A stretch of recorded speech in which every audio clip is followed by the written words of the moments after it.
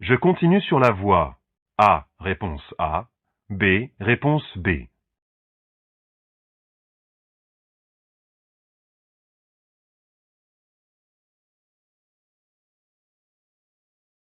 Où aller ici? La voie B est une bande cyclable. Elle est réservée à la circulation des vélos. Je continue donc dans la voie A. Bonne réponse, A.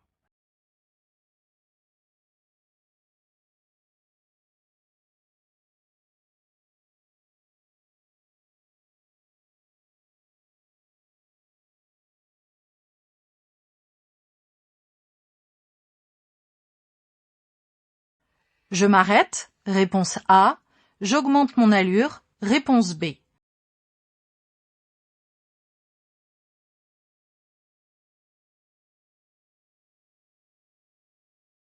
Que se passe-t-il ici?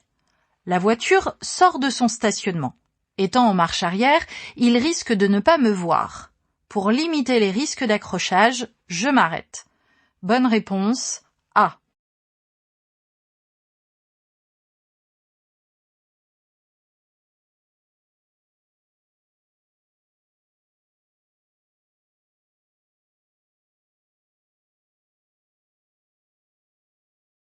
Cette voiture est bien positionnée pour tourner à gauche. Oui, réponse A. Non, réponse B.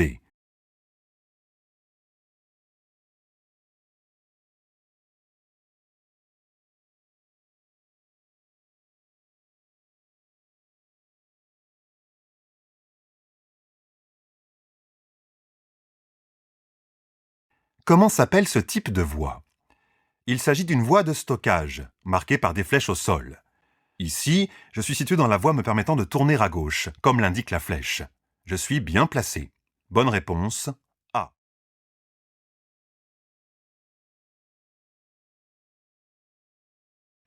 Je suis bien placé. Pour aller tout droit, réponse A. Pour tourner à droite, réponse B. Pour tourner à gauche, réponse C.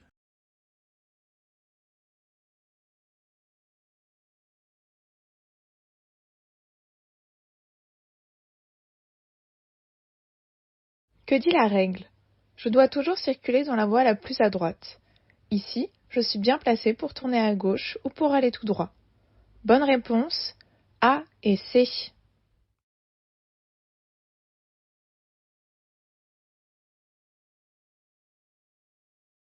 Je peux suivre la trajectoire du cycliste pour tourner à gauche. Oui, réponse A. Non, réponse B.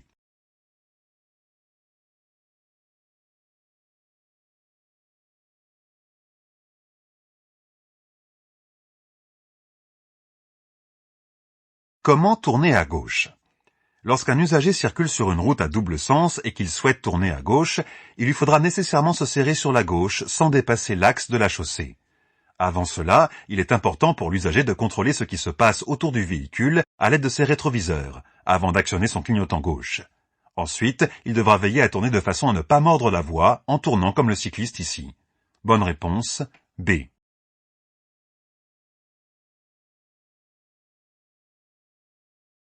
Ce véhicule peut tourner à droite à cette intersection. Oui, réponse A. Non, réponse B.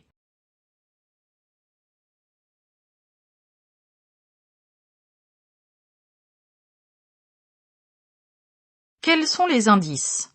La ligne blanche continue au sol indique que la rue est à sens unique et que les usagers venant de droite rencontrent un stop. Le panneau de sens interdit confirme que le véhicule gris ne peut pas tourner à droite. Bonne réponse, B.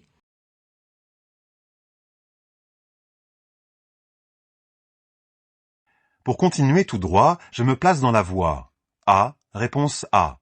B, réponse B.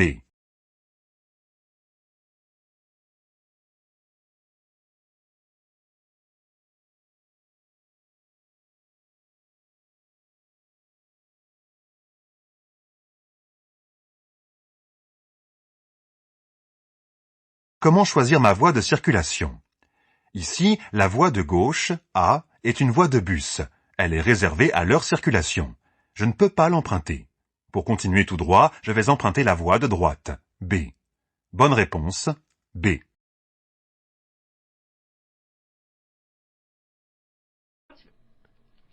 J'habite dans la rue d'en face.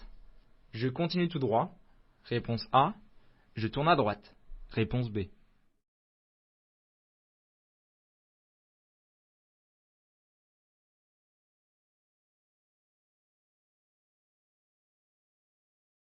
Qu'indique la signalisation?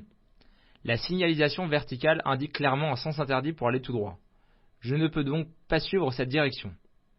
Même si j'habite dans cette rue, je me dois de respecter la signalisation. Bonne réponse, B.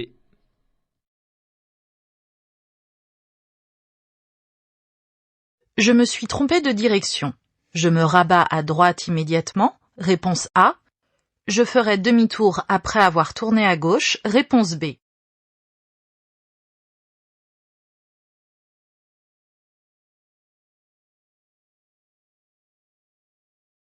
Comment s'appelle ce type de voie? Je suis ici dans une voie de stockage.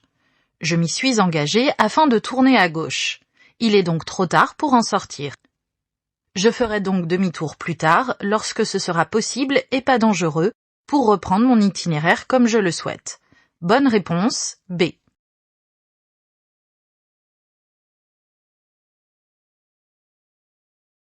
À l'approche de ce virage sans visibilité, je maintiens mon placement à droite.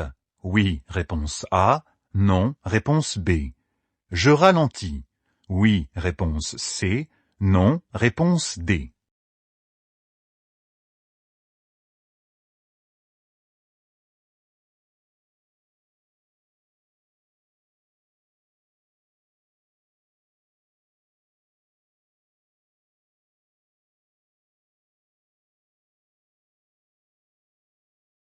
Comment aborder ce virage? La voie sur laquelle je circule est délimitée par une ligne blanche.